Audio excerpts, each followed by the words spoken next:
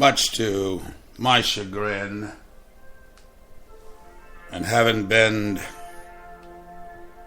really admonished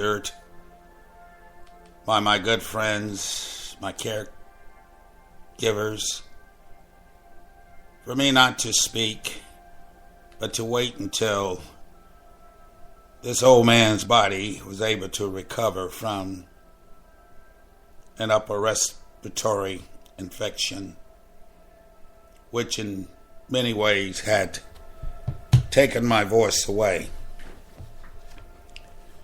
But current circumstances, especially some things that have taken place today on the Sabbath, to continually have to listen to the proverbial lie, the lie that comes from the man of prediction.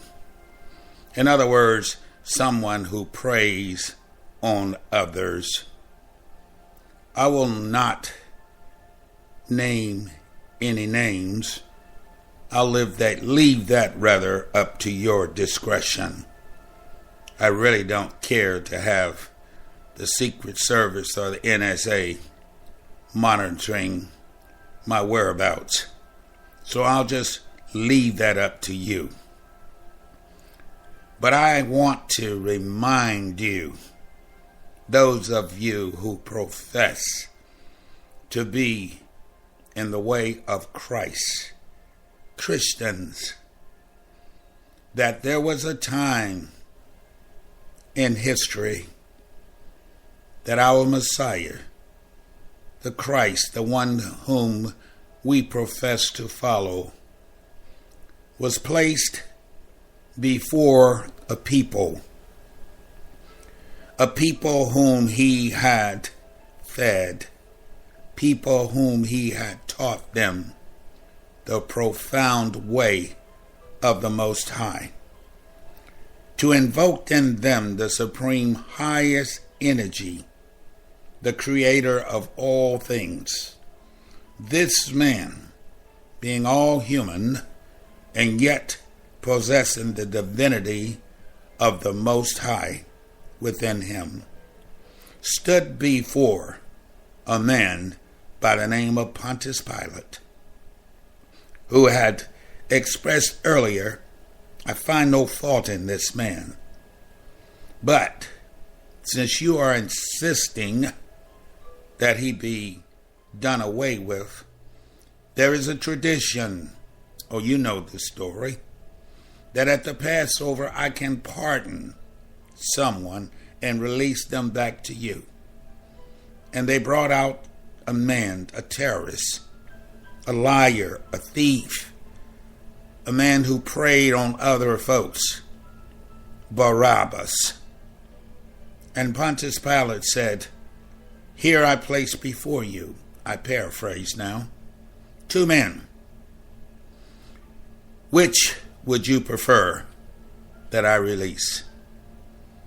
And with a resounding cry, they said, "Give us Barabbas."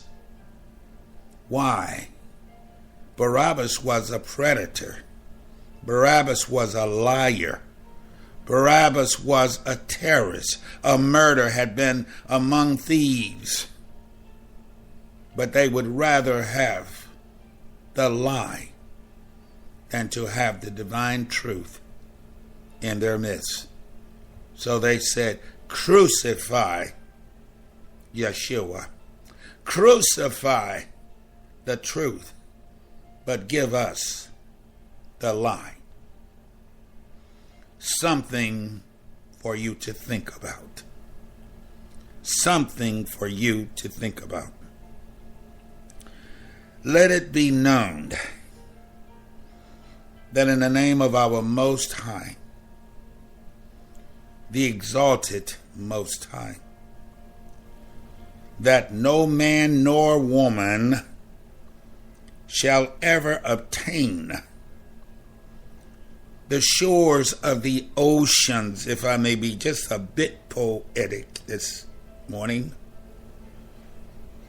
No one has that ocean of true understanding, and except rather that we be detached from all that is in the celestial heavens and on the planets, including the planet Earth. There has to be a detachment from those delusional things, predominantly money. Man cannot serve Mammon and God. Mammon can not only be money, but it can be all other things. Power, to be in control, to be a predator, to devour others, that you may be preeminent in their lives. You have to be detached from that. You have to sanctify your souls, my brothers and my sisters. You have to be set aside from the things of this world. Oh, people of this world, please hear me while I still have enough of my voice to say it to you.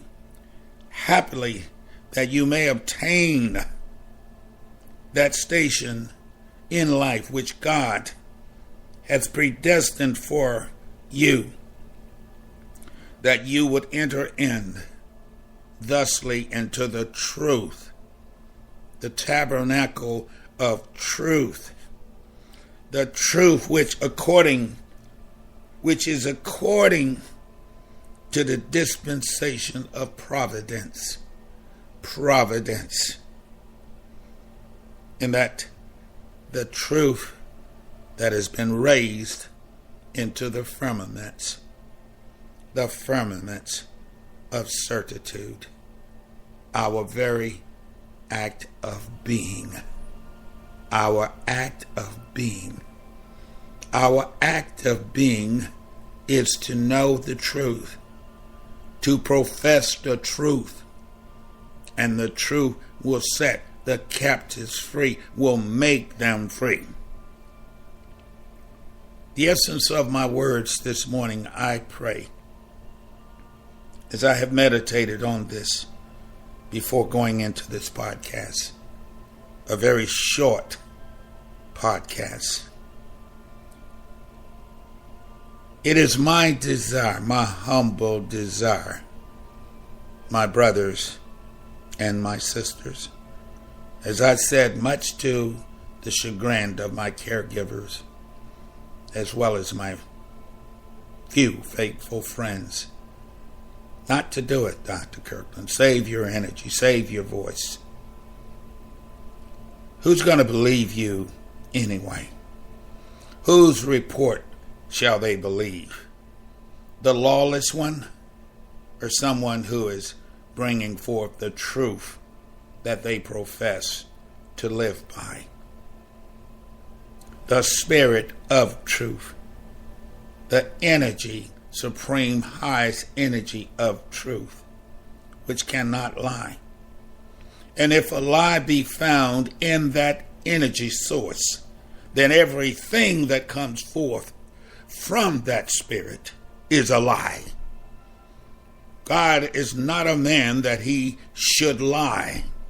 So if there is a lie that's being perpetrated in the land, it is not of God, Christians. It is not of God, Jewish folks. It is not of God, Buddhism. It is not of God, Hinduism. It is not of God, Taoism. It is not of God if there is a lie.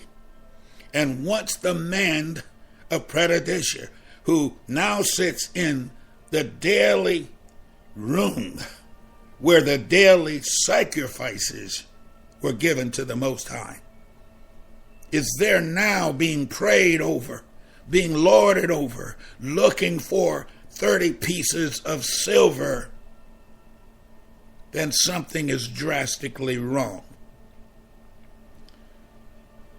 They that tread the path of faith, the faith truths, the faith truth, singular, There's only one truth.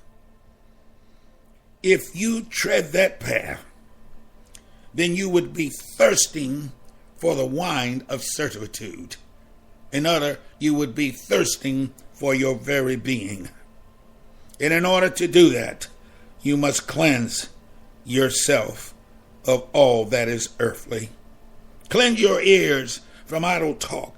Cleanse your mind from vain imaginings. Clean your heart up from worldly affections.